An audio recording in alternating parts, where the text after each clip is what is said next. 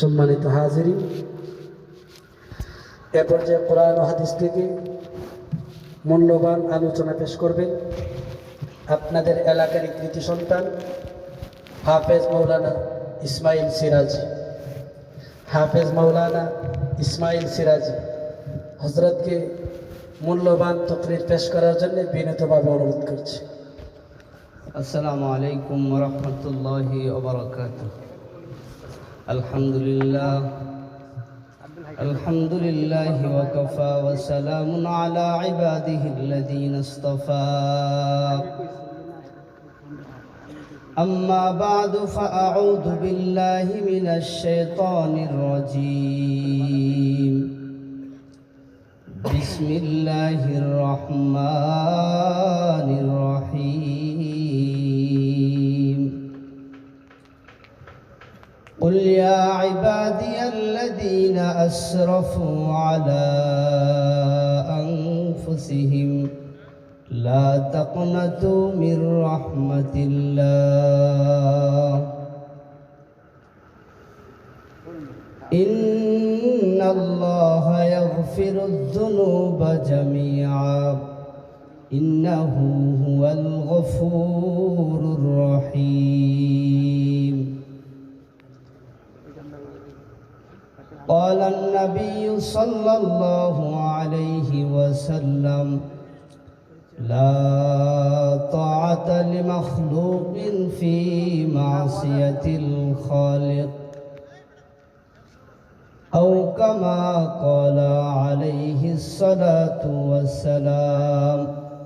صدق الله مولانا العظيم وصدق رسوله النبي الكريم ونحن على ذلك من الشاهدين والشاكرين والحمد لله رب العالمين. हम मुसलमान हैं मगर हम में मुसलमानी नहीं. हम मुसलमान हैं मगर हम में मुसलमानी नहीं. हम में ईमान है मगर हम मोमीने कामिल नहीं. हम में ईमान है मगर हम मोमीने कामिल नहीं. আলহামদুলিল্লাহ, মহান আল্লাহ রব্বুল আলমিনের দরবারে শুকরিয়া যে রব্বুল আলমিন আমাদের সকলকে এই শীতের রাতে আরামের ঘুমকে হারাম করে সারাদিন ক্লান্ত শ্রান্ত পরিশ্রান্ত শরীরকে নিয়ে একমাত্র কোরআন ও হাদিসের মহাব্বতে আমাদের সমস্ত ব্যস্ততাকে উপেক্ষা করে ওলামায়ে কেরামের মজলিসে এসে বসে যে রব্বে কাবা আমাদের সকলকে তৌফিক দান করেছেন তার শুকরিয়া আদায় করে বলি আলহামদুলিল্লাহ। সম্মানিত উপস্থিতি, শীতের রাত হিসেবে অনেক গভীর আলোচনা আমরা শুনতেছিলাম অনেক আগ থেকেই। হজরতে ওলামায়ে কেরাম যে ধারাবাহিক আলোচনা করেছেন এবং আমার পূর্বে যিনি দীর্ঘ 1 ঘন্টার উপরে বিস্তারিত একেবারে সংক্ষিপ্ত সময়ের মধ্যে একজন মানুষ হিসেবে বান্দা হিসেবে তার রবের সাথে কীরকম আচরণ করা দরকার বা রব্বুল আলামিন গোটা মানব জাতিকে দুনিয়াতে কেন পাঠিয়েছেন তার উদ্দেশ্য এবং মাকসাদ স্পষ্টভাবে তুলে ধরেছেন কোরআন এবং হাদিসের আলোকে। আমি মনে করি এই আলোচনা যদি আমরা সকলেই বুঝে থাকি সামনে আর আলোচনা না করলেও চলবে, কিন্তু কর্তৃপক্ষের সিদ্ধান্ত হচ্ছে 12টার পর আখিরি মোনাজাত হবে। সেই নির্দেশ পালনার্থে আপনাদের সামনে বসেছি। রব্বুল আলামিন যদি শামিলে হাল হন, আপনাদের সকলের যদি নেক তাওয়াজ্জু থাকে, সংক্ষিপ্ত সময়ের ভিতরে একটি নির্দিষ্ট বিষয় আপনাদের সামনে তুলে ধরার চেষ্টা করব ইনশাআল্লাহ। প্রিয় সুধী, আমার পূর্বের আলোচক মুফতি সাহেব যে আলোচনা করছিলেন সেই আলোচনার সূত্রপাত ধরেই আপনাদের সামনে একটা কথা বলতে চাই। সেটা হচ্ছে রব্বুল আলামিন গোটা মানব ও দানবকে তথা মানব জাতি এবং জিন ও ইনসানকে এই দুই শ্রেণীর সৃষ্টিকে রব্বুল আলামিন কেন সৃষ্টি করেছেন সে বিষয়টা অবশ্যই আমরা বুঝতে পেরেছি। আরেকটা বিষয় যেটা বলতে চাচ্ছি যে রবের রহমত এবং দয়া ও কর্মেই আমরা বেঁচে আছি। আল্লাহ রব্বুল আলামিনের দয়া যদি আমাদের সামেলে হাল না হতো, আমাদের মতো নাফরমান, আমাদের মতো গাদ্দার, আমাদের মতো নিমক হারাম গোটা জমিনের মধ্যে একটাও হয়তো খুঁজে পাওয়া যাবে না। যে রব্বুল আলামিন কেন আমাদেরকে পাঠিয়েছেন তার থেকে তো উদাসীন অবশ্যই। আমাদের চলন, কথাবার্তা, কাজকর্ম এরকমভাবে আমরা প্রকাশ করি যে আমরা এমনি দুনিয়াতে এসেছি, ভোগ বিলাসের দুনিয়ায় যা খুশি তাই করে যাব, যেভাবে খুশি সেভাবেই চলে যাব। এই জন্যই হয়তো রব আমাদেরকে দুনিয়াতে পাঠাইছেন। আমাদের কোনো দায়বদ্ধতা নাই, আমাদের কোনো দায়িত্ব নাই, এরকমভাবেই আমরা চলে আসছি। ইবাদত বন্দেগীর ক্ষেত্রে অত্যন্ত গাফেল, নিজের ছোট্ট থেকে ছোট্ট কাজকে আমরা খুব গুরুত্বের সাথে নেই। কিন্তু যে মহান মালিক আপনাকে আমাকে সৃষ্টি করেছেন, যে মালিক যে উদ্দেশ্যে আমাদের দুনিয়ার জমিনে পাঠিয়েছেন, সে উদ্দেশ্যের ব্যাপারে একবারও চিন্তা করার জন্য আমরা প্রস্তুত নয়। যার ফলেই আজকে দুনিয়ার ভিতরে তাকাইলে দেখা যায় গোটা দুনিয়ার মধ্যে মানুষ শান্তি খুঁজে পাচ্ছে না। প্রত্যেকেই নিজ নিজ জায়গা থেকে প্রচণ্ড পরিমাণে, যার পরে নাই অশান্তি তার চেয়েও বেশি অশান্তির বেড়াজালে আবদ্ধ হয়ে আছে। তার মূল কারণেই হচ্ছে যে রব আমাদেরকে যে মাকসাদে পাঠাইছেন, যে যত বেশি সেই মাকসাদ থেকে দূরে, তার অন্তরে ততই শান্তি কম, তার ঘরে ততই আনন্দ ফুর্তি কম, তার ঘরে ততই গ্যাঞ্জাম, তার ঘরে ততই গ্যাদারিং, তার ঘরে ততই বেশি সমস্যা। সমস্যার সমাধানই হচ্ছে না, হবেও না, কিয়ামত পর্যন্তও হবে না। একজন মানুষ জন্ম থেকে মৃত্যু পর্যন্ত তার রবের দেয়া সেই পথ যত বেশি অনুসরণ করবে, দুনিয়ার জমিনেও এবং পরকালেও সবচেয়ে বেশি সফলকামী এবং সফলতার একেবারে চূড়ান্ত শিখরে সে পৌঁছতে পারবে। আর যে যত বেশি দূরে চলবে, যে যত বেশি নিজেকে কাটায় চলবে, নিজেকে যতটুকু বাঁচাইতে পারি, আমরা তো কত বড় গর্দভ, কত বড় মূর্খতার জীবন আমরা জীবনযাপন করছি। যে আমি একক তো নামাজ পড়তে পারি নাই, সমাজকে ফাঁকি দিয়ে আমি নামাজে যাই নাই, মসজিদের সামনে দিয়ে মাথাটা রুমাল দিয়ে ঢেকে পর্দার স্রোতে মসজিদ ফাঁকি দিয়ে আমরা চলে যাচ্ছি এবং মনে মনে খুব আনন্দিত হচ্ছি। ভাগ্য ভালো ইমাম সাহেব দেখে নাই, ভাগ্য ভালো মসজিদের মুসল্লিরা কেউ খেয়াল করে নাই। একেবারে নামাজটা যখন দাঁড়াইছে তখনই আমি অতিক্রম করছি। ইকামতের সময় দাঁড়াইলে তো অনেকেই মসজিদ থেকে তাকায় দেখতো যে এই লোকগুলো তো মুসলমান, এই লোকদেরকেও তো আল্লাহ রব্বুল আলামিনই বানাইছেন, তারাও তো ইমানের দাবি রাখে, মরার পরে জান্নাতের আশা করে, কিন্তু তারা মসজিদে আসতেছে না। এই চক্ষু লজ্জার ভয়ে সে নিজেকে একেবারে চোরের মতো পলায়ন করতেছে এবং মনে মনে আনন্দ উপভোগ করতেছে, নিজেকে বাহবা দিচ্ছে যে সমাজের চোখকে ফাঁকি দিয়ে আমি চলতেছি, কেউ আমাকে বুঝতেও পারে না আমি যে বেনামাজি। আরে ভাই, আমি বেনামাজি, সমাজের সকল মানুষ যদি নাও জানে আমি গুনাহ করি, গোটা পৃথিবীর কেউ যদি নাও জানে আমি খারাপ কাজে লিপ্ত আছি, গোটা দুনিয়ার অন্ধকারে বসেও যদি আমি করি, আমি সবচেয়ে বেশি জঘন্য পাপাচারে লিপ্ত, কিন্তু দুনিয়ার কেউ দেখে নাই, এই চিন্তা করে যদি আমি অন্তরে আত্মতৃপ্তি, আত্মতুষ্টি অনুভব করি, তাহলে বুঝতে হবে আমি বুকার রাজ্যে বাস করতেছি। কারণ দুনিয়ার মানুষ দেখা আর না দেখার মধ্যে কোনো সমাধান নাই। রব্বুল আলামিন প্রতি মুহূর্তে, প্রতি সেকেন্ডে, জাররা থেকে জাররা বিষয়গুলো দেখতেছেন। 7 আসমান আর 7 জমিনের নিচে যা কিছু আছেন তাও রব্বে কাবা পর্যবেক্ষণ করতেছেন। আপনার আমার 2 কাঁধেও তো 2টা ফেরেশতা আছে। গোটা জগতের কোনো মানুষও যদি না দেখে আমি অপরাধে লিপ্ত, আমি নামাজ পড়তেছি না, আল্লাহর চোখকে ফাঁকি দিতে তো আমি কোনোদিনও পারবো না, এই বিষয়টা কি একদিনও ভেবে দেখেছি?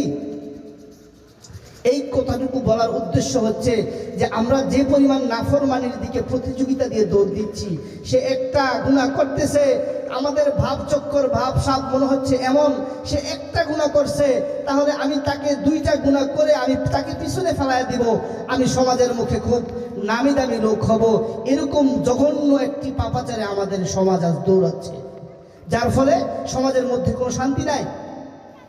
ঘরের মধ্যে যত বেশি পাপ, যেই ঘরে যত বেশি গুনাহ, আল্লাহর নাফরমানি, আল্লাহর হুকুম আহকাম থেকে যে ঘরের পরিবারের সদস্যগুলো যত বিচ্ছিন্ন, খেয়াল করে দেখবেন প্রত্যেকে নিজের কথা চিন্তা করেন, অন্যের দিকে তাকানোর কোনো দরকার নাই। আল্লাহ বলতেছেন কু আনফুসিকুম ওয়া আহলিকুম নার, নিজে বাঁচো, আগে নিজে বাঁচো। প্রথমে বলছে নিজে নিজে। অমুকে সেই দোষ করছে, সে তো এই পাপে লিপ্ত, উনি তো হুজুর মানুষ, তারপরেও গুনাহ করতেছেন, উনি তো ভালো সমাজের মান্যগণ্য ব্যক্তি, সে তো অনেক বড় পাপাচারে লিপ্ত, তাকে তো আপনি কিছু বলতেছেন না। না না, কে কোন কাজে লিপ্ত তার হিসাব আপনার আমার কাছ থেকে কেউ নিতে আসবে না। মৃত্যু পরবর্তীকালীন যে হিসাব প্রত্যেকে নিজ কর্তৃত্ব করবে, হিসাব দিতে হবে। হ্যাঁ, ধারাবাহিকভাবে যদি আমি পরিবারের অধীনস্থ আমার যারা আছে, আমি যদি পরিবারের কর্তা হই, আমি যদি সমাজের সবচেয়ে বড় কর্তা হই, আমি যদি সমাজের কর্তা হই, আমি যদি থানার লিডার হই, আমি যদি জেলার লিডার হই, আমি যদি দেশের লিডার হই, দেশের মন্ত্রী প্রধানমন্ত্রী হই, তখন যার যার যোগ্যতা অনুযায়ী সে তার দায়বদ্ধতা থেকে বাঁচতে হবে এবং তার জবাবদিহিতাও করতে হবে। কিন্তু আমি ব্যক্তিগতভাবে আমার গুনাহের হিসাব, আমার আমলের হিসাব আল্লাহর দরবারে আমাকেই দিতে হবে।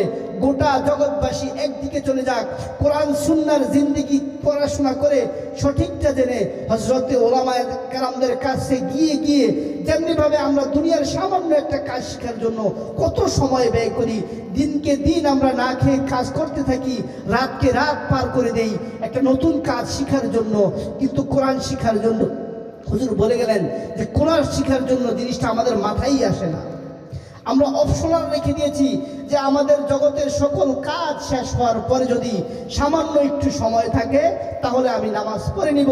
দুনিয়ার সব কাজকর্ম করার পরে যদি একটু সময় বেঁচে যায় তাহলে আজকের জন্য দুই এক পারা কোরআন অথবা দুই একটা আয়াত কোরআনের কারিমের তেলাওয়াত করে ফেলবো। এটা হচ্ছে আমাদের সমাজের ইমানদারদের অবস্থা। যারা নিজেকে ইমানদার দাবি করে, মুসলমান দাবি করে, যারা মরাকে বিশ্বাস করে, জাহান্নামের আযাবের কিছুটা হলেও ভয় করে, তাদের ধারণা হচ্ছে এমন, আমার দুনিয়ার যত কাজকর্ম রয়েছে সকল ব্যস্ততার পরেই যদি আমি সময় পাই আমি নামাজ পড়বো। এজন্য অনেককেই দেখা যায় রাতের বেলা এসে জোহর আসর মাগরিব এশার নিয়ত একসাথে করে একসাথে নামাজ পড়তে থাকে এবং সমাজে প্রচার করে সুন্দর লেবাসধারী তারা নামাজ পড়ে। কি বোঝা গেল যে আমার চাকরিটা বড়, নামাজটা ছোট? নামাজকে আল্লাহ আমাদের জন্য অপশনাল রাখছেন যে সময় পেলে পড়ো, নাকি নামাজ পড়ে তারপর আল্লাহ তাআলা আমাদের রিজিক অন্বেষণের কথা বলেছেন? প্যারা হাজিরিন, যে কথাটা বলা মাকসাদ যে রব আমাদের উপর কত দয়া করছেন, কত দয়া করছেন। আল্লাহ যে কত বড় আল্লাহ, নিজের চিন্তা করে দেখেন, নিজের একটা অধীনস্থ কর্মচারী যদি একদিন ভুল করে, একদিন স্পষ্ট বলে দেওয়া হয়, আয় আব্দুর রহিম, আব্দুল করিম, সাবধান হয়ে যাও, তোমাকে দিন চুক্তি করা হয়েছে, মাসিকে বেতন দেওয়া হয়, মাগনা থাকো না যেভাবে তেমনিভাবে, এভাবে বসে থাকলেও টাকা পাবে না, তোমার এই এই ভুলগুলো আমি সামনে থেকে বরদাস্ত করব না, সহ্য করতে পারবো না, তুমি সতর্ক হয়ে যাও। প্রথম দিন বলবেন, দ্বিতীয় দিন সহ্য করবেন, তৃতীয় দিন সহ্য করবেন, চতুর্থ দিন বলবেন তুমি এখন এই মুহূর্তে আমার অফিস থেকে, আমার জায়গা থেকে, আমার বাসা থেকে এখনই চলে যাও, তোমার মতো কর্মচারীর কোনো প্রয়োজন নাই। ঠিক কিনা বলেন? এটাই যদি হয় বাস্তব চিত্র এবং এটাই যদি লিগ্যাল হয় যে রব্বে কাবার জমিনে আমরা খাচ্ছি, যে রবের দেয়া বাতাস উপভোগ করতেছি, অক্সিজেন নিতেছি, যে রবের দেয়া হাত, রবের দেয়া পা, রবের দেয়া একেবারে মাথার চুল থেকে পায়ের পাতা পর্যন্ত প্রতিটা অঙ্গই রবের দেয়া, সেই রবের দেয়া নেয়ামত উপভোগ করে প্রতিনিয়ত যে রব্বুল আলামিনের সাথে আমরা ওয়াদাবদ্ধ হয়ে এসেছিলাম জান্নাতের বিনিময়ে আমাদের জান এবং মালকে আমরা যেখানে রেখে এসেছিলাম, বলে এসেছিলাম দুনিয়াতে যতদিন থাকবো আল্লাহ রব্বুল আলামিন যে মাকসাদে আমাকে পাঠাইছেন সেই পদ্ধতি অনুযায়ী চলবো, সেই পদ্ধতি অনুযায়ী চলতে হবে এবং এটাই হচ্ছে আমাদের চাকরি, এটাই আমাদের লিগ্যাল ডিউটি। সেই লিগ্যাল ডিউটি যদি আমরা পালন না করি, আমাদের কোনো কর্মচারী যদি লিগ্যাল কোনো ডিউটি ওভারটাইম বাদ লিগ্যাল ডিউটি যদি কোনো কর্মচারী ব্যর্থ হয়, তাকে চাকরিচ্যুত করা হয়, তাহলে রব্বুল চিন্তা করে দেখেন বালেগ হওয়ার পর পর সর্বোচ্চ 5 দিনের মাথায় দুনিয়া থেকে আমাদেরকে বের করে দেওয়া উচিত কিনা বলেন? বলেন না? ঠিক কিনা বলেন? আমরা আমাদের নিজে প্রত্যেকে নিজেকে নিয়ে চিন্তা করি যে যেদিন থেকে শরীয়তের সকল হুকুমগুলো আমাদের উপর অর্পিত হয়েছে, ওই দিন থেকে যদি আমরা আমাদের পাপের পরিধি মাপতে থাকি, আমাদের ওই দিনের পরের পঞ্চম দিনই আমাদের তৃতীয় দিনই আমাদের দুনিয়াতে থাকার কোনো অধিকার নাই। অথচ দেখেন আমরা এখানেই যারা বসে আছি, কারো বয়স 20, কারো 40, কারো 30-এর কোঠায়, কারো 70-এর কোঠায় চলে গিয়েছে। একটু চিন্তা করেন, বিবেকের কাছে প্রশ্ন করেন, আজকে বাসায় গিয়ে চিন্তা করবেন যে আসলেই তো এই 70 বছরে আমি কয়বার রবের গোলামিতে পরিপূর্ণ ইখলাসের সাথে কায়েমন বাক্যে রবের কাছে বলেছি যে মালিক, আপনার দয়াতেই আমি বেঁচে আছি, আপনার দয়া বিনে দুনিয়াতে থাকার মতো তৌফিক, কোনো আমল, কোনো যোগ্যতা আমার মতো নাদানের নাই। এই চিন্তা আমরা কয়দিন করেছি?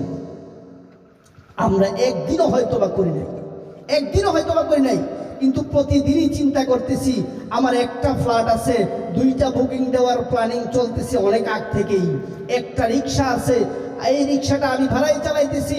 আমার চিন্তা হলো যেভাবেই হোক সর্বসাকুল্যে আগামী 3 মাসের ভিতরেই আমার একটা রিক্সা নিজেই কিনতে হবে, এরকম প্ল্যানিং আমি করতেছি। আমি একা ঢাকাতে ব্যাচেলর থাকি, সামনে আমার বিবাহ শাদী হবে, আমার ফ্যামিলি হবে, ফ্যামিলিটাকে কিভাবে আমি ঢাকাতে আনবো, একসাথে থাকবো, সেই বিষয়টাকে আমরা চিন্তা করি। কিন্তু পরকালে যে জন্যই আমাদেরকে পাঠানো হয়েছে সেই বিষয়টা কিন্তু আমরা চিন্তা করি না।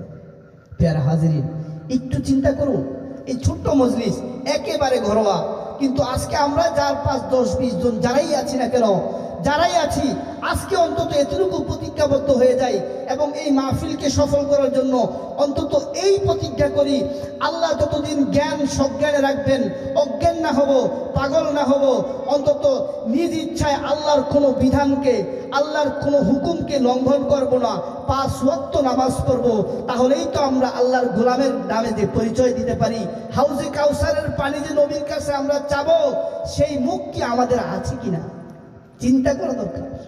সবাই খুব আশাবাদী, আল্লাহ রহমান। আরে আল্লাহ কত রহমান, চিন্তা করেন না আল্লাহ যে কত রহমান। সময় অত্যন্ত সংক্ষিপ্ত, 10 মিনিটের মধ্যে ছোট্ট একটা ঘটনা বলবো আপনাদের সামনে, একটু শুনবেন। গল্পটা শুধু মুখস্থ করার জন্য নয়, যে আল্লাহ যে কত রহমান, কত বড় দয়ালু, দুনিয়াতে এমন কোনো দয়ালু আর কেউ নাই, থাকবেও না। এই বিষয়টাই আমাদের জেহেনে ঢুকাইতে হবে যে মহান মালিক দয়া করেছেন বলেই আজকের রাত 11:10 হয়ে যাচ্ছে, আমি চলতেছি।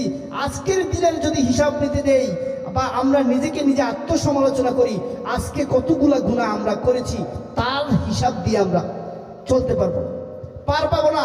আল্লাহ যদি বলেন যে ঠিক আছে সব বাদ, আজকের দিনের হিসাবটা দিয়ে তুমি জান্নাত বা জাহান্নামের ফয়সালা করিয়ে নাও, আল্লাহ না করুক, আল্লাহর যদি রহমত এবং দয়া না হয়, এখানে মনে হয় একজনও পার পাবো না, একজনও না। তার মানে কি, একদিনের আমল দিয়েও যদি আমাদের পুরা গোটা জিন্দেগির হিসাব চায় আল্লাহ, যে গোটা জিন্দেগি বাদ, নাফরমানির তো শেষই নাই, কত গুনাহ বলতে গেলে গুনাহের বিশাল এক লিস্টি হয়ে যাবে। সেটা বাদ দিলাম।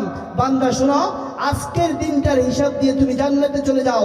যদি তুমি নেকির পাল্লা তোমার ভারী থাকে আর বদির পাল্লা কম থাকে, তুমি জান্নাতি। সেটাও আমরা পারবোই না। আমরা এত নিয়খারাম হয়ে গিয়েছি, এত গাফেল হয়ে গিয়েছি, এতই উদাসীনের জীবনযাপন করতেছি, দুনিয়াটাকেই আসল ভাবতেছি।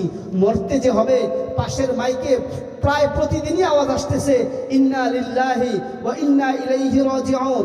এর মধ্যে রিক্সাওয়ালা আছে, সমাজের একেবারে অটো চালক আছে, মেথর আছে, মুচি আছে, নেতা আছে, মাতবর আছে, এমনকি আমাদের সমাজের সবচেয়ে বিত্তশালীদের তালিকাও এর মধ্যে আছে কিনা বলেন? অবশ্যই আছে। টাকার অভাব নাই, পয়সার অভাব নাই, সম্পত্তির অভাব নাই, কিন্তু আজরাইল যখন চলে এসেছে, বাঁচার কোনো উপায় নাই। একটু ভাববেন, ওয়াজ তো অনেক শোনা যায়, আমরা অনেকেই শুনি, যারা একটু নামাজ পড়ি, রোজা রাখি, আল্লাহকে ভয় করি, যেখানেই দিনই মজলিস হয় আমরা যাওয়ার চেষ্টা করি, কিন্তু যেখানেই যাই কিছু কি নিয়ে বের হতে পারি? কিছু খোরাক, যে আজকে 12টা পর্যন্ত না ঘুমায়া এই মজলিসে গেলাম, এই মজলিস থেকে আমরা কি শিখলাম? আসলে কি আমি শিখতে পেরেছি, নাকি শিখার জন্য গিয়েছি, নাকি দেখতে গিয়েছি, তামাশা দেখতে গিয়েছি? আমরা ম্যাক্সিমাম মাহফিলগুলোতে আমরা তামাশা, রং ঢং দেখতে যাই, ইসলাহের নিয়তে খুব কম মানুষই যাই। নিজেকে পরিবর্তন করার নিয়ত করুন। ভাবুন মরতে হবেই, আমি যেই হই না কেন, যেই হই না কেন, যত সমাজের নিকৃষ্ট লোকটাই হই না কেন, যদি আল্লাহকে মানি সেই বান্দাকে আল্লাহ অনেক উপরে উঠাইয়া দিবেন। যেটা বলতেছিলাম, ছোট্ট একটা ঘটনা সংক্ষেপে বলে আপনাদের কাছ থেকে ইনশাআল্লাহ বিদায় নিব। রব্বুল আলামিনের জলিলুল কদর সাহাবী হযরতে ওমর, যার ব্যাপারে বলা হয়েছে আসাদ্দুহুম ফি আমরিল্লাহি ওমর, উম্মতের মধ্যে সবচেয়ে কঠিন দিল, সঙ্গে দিলের মানুষ হচ্ছে হযরতে ওমর। ইসলামের বিষয়ে কোনো জায়গায় কোনো সময়ে কোনো আপোষ নাই। আল্লাহ এবং আল্লাহর রাসূলের মামলায় হযরতে ওমর কোনোদিন কাউকে ছাড় দেন নাই। এক কথায় আল্লাহর পয়গম্বর জানিয়ে দিয়েছেন গোটা উম্মতকে যে উম্মতের জন্য আরহাম হচ্ছে হযরতে আবু বকর সিদ্দিক, আর উম্মতের জন্য সকল সিদ্ধান্তের ক্ষেত্রে কঠোর হস্তে সিদ্ধান্ত নিতেন হচ্ছে হযরতে ওমর ফারুক রাদিয়াল্লাহু তাআলা। একদিনের ঘটনা, হযরতে ওমর ফারুক রাদিয়াল্লাহু তাআলা রাস্তা দিয়ে যাচ্ছিলেন। পথিমধ্যে দেখলেন একেবারে তাজা তাগড়া এক তরুণ যুবক বসে বসে কাঁদতেছেন। এমন করুণ সুরে কাঁদতেছেন যে হযরতে ওমরের মতো লোক কাঁদতে বাধ্য হয়ে গিয়েছেন, তার চোখ দিয়ে টপ টপ টপ টপ করে পানি পড়তেছে। হযরতে ওমর ডাক দিয়ে বলতেছেন, হে যুবক, কি হলো তোমার?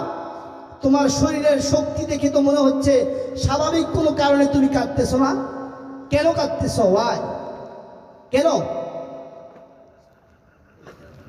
যুবক ডাক দিয়ে বলতেছেন, হযরতে ওমর, আপনি যদি আমাকে সান্ত্বনাই দিতে চান, আমাকে যদি আমার উপকার করতে চান, তবে আপনার কাছে আর বিস্তারিত বললাম না, তবে এতটুকু বলি, এ ওমর, আমি এত বড় গুনাহ করে ফেলেছি যে গুনার মাফ হয়তো আল্লাহ রব্বুল আলামিন আমাকে করবেন না। গোটা জমিনের ভিতরে আমার মতো পাপী মনে হচ্ছে আর কেউ নাই, আমি মহাপাপী, এই জন্য কাঁদতেছি।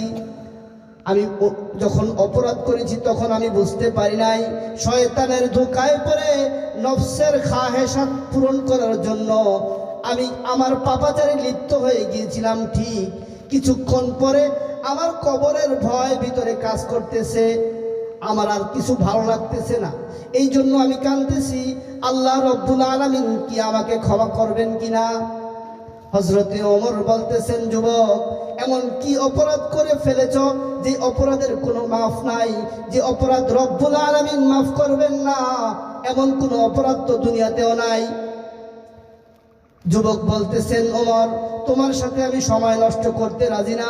যদি আমার উপকার করতে চাও তবে অবশ্যই আমাকে পয়গম্বরের কাছে নিয়ে যাও।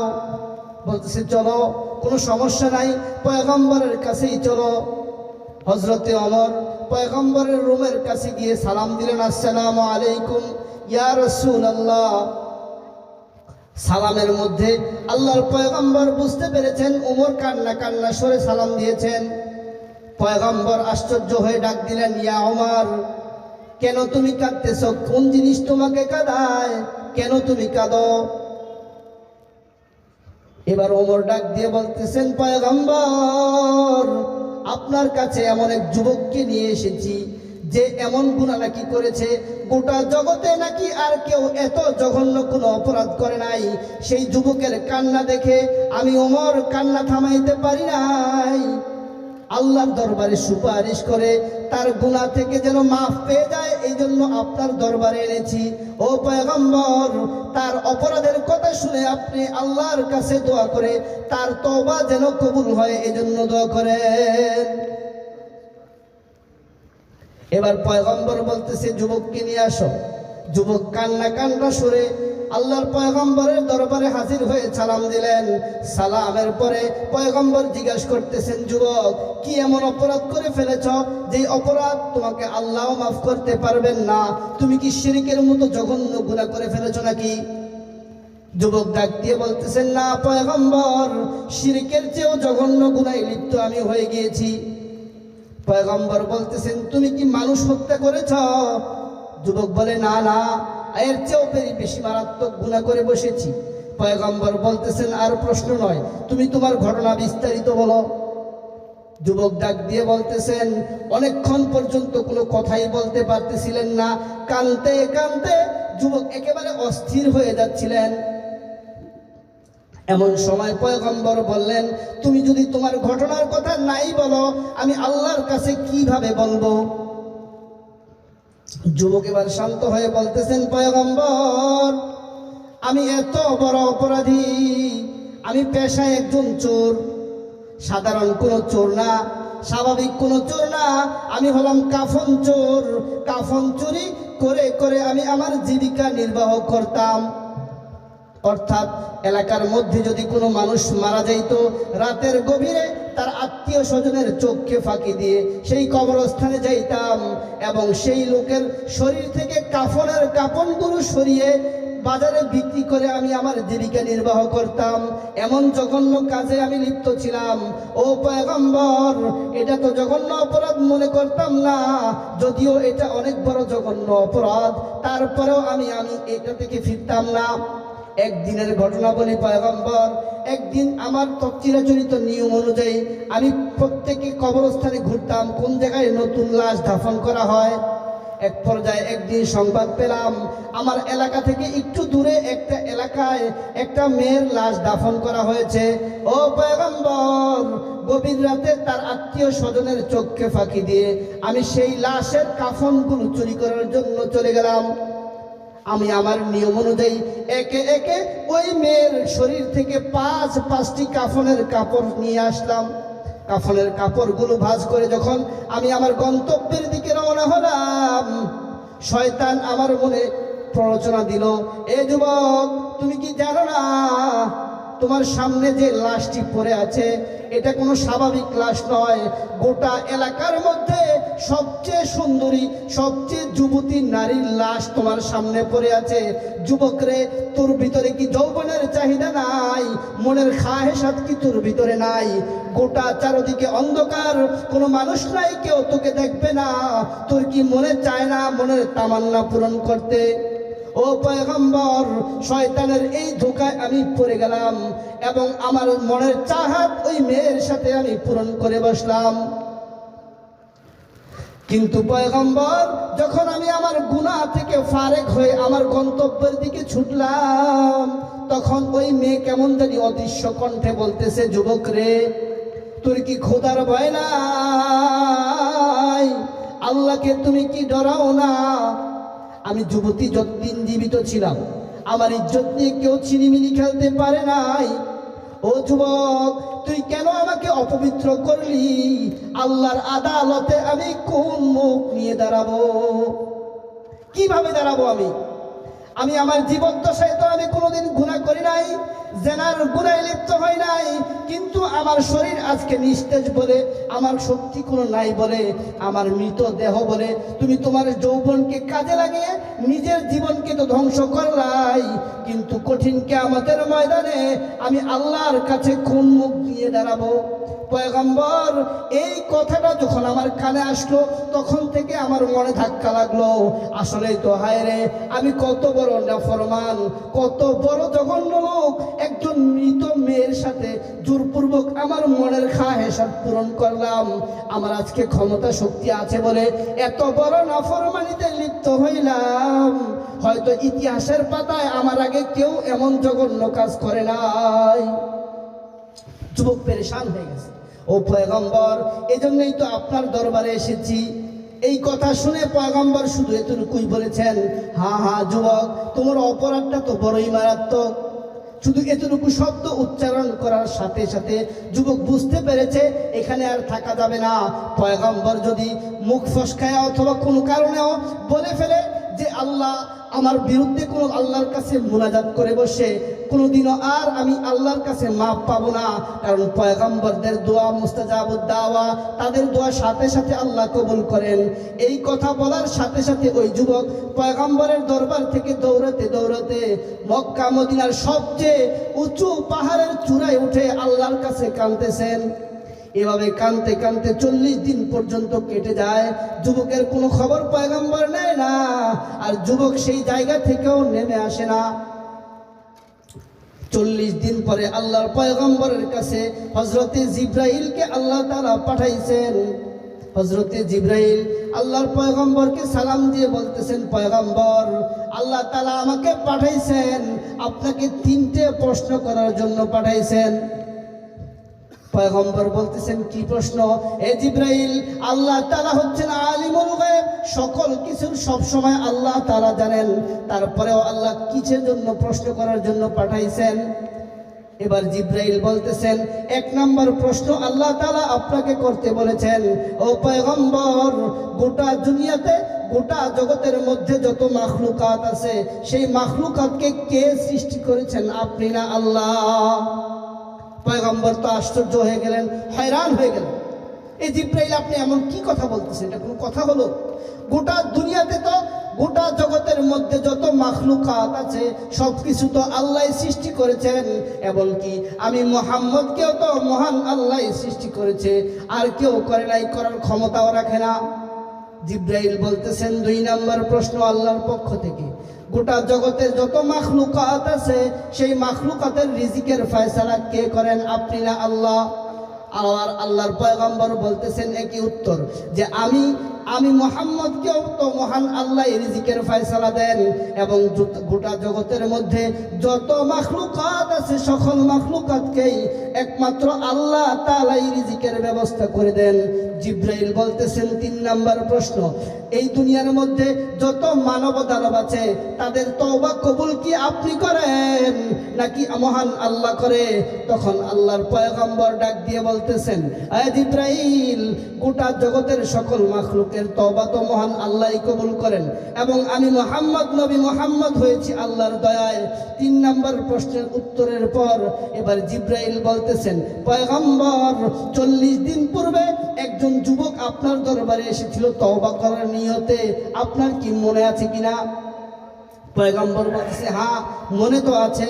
এবার জিবরাইল বলতেছে, তার খোঁজ কি আপনি নিয়েছিলেন? সে কোথায় আছে আপনি কি জানেন?